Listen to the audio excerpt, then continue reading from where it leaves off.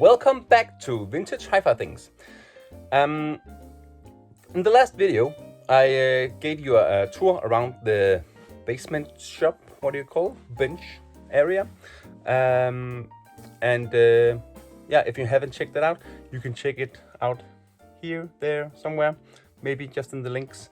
But in this video, we'll be going upstairs into the living room where a lot of other hi-fi projects awaits. So let's get going, huh? On our way to the living room, I'll just show you two of my other locksmen that I need to restore so other people can take joy in these. These are some of the best amplifiers that I've ever heard, and the only reason that they're down here is because I have the L100 upstairs. I'll show you. Okay, so here is my newest acquirement, the CL35 Mark II Locksman. It's a tube amplifier, and I'm currently testing if it works, and of course it doesn't. The tone, when I switch the tone control on, there's a hiss. Right. So here are, oh, this is my L100. It works in almost perfect condition, and I love it very much. And here's an old era with an SME 3009 tone arm, and right here I have the stacks. Also vacuum tube SRM 006T, right, and my old stacks. And here we have a signed edition of the Svaneborg Cardyb jazz record.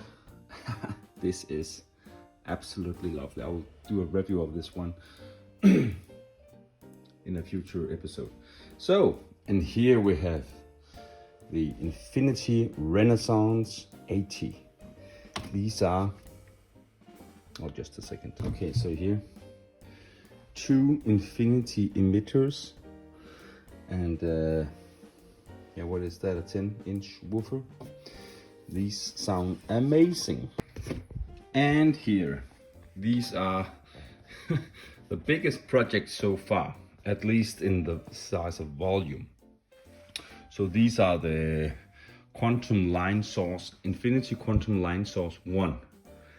And these are, you can see here, the piano glass.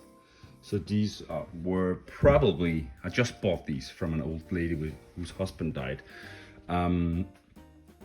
So these was renovated in the 90s, and got these ugly, these 7-Wagen lookalike woofers. I've had them taken out and checked that they are the original Watkins woofers. So, but these were renovated in the early 90s, and the guy who did it did a very poor job. So I haven't even heard them yet, but I need to do a total recap of the crossovers and all these midtones here.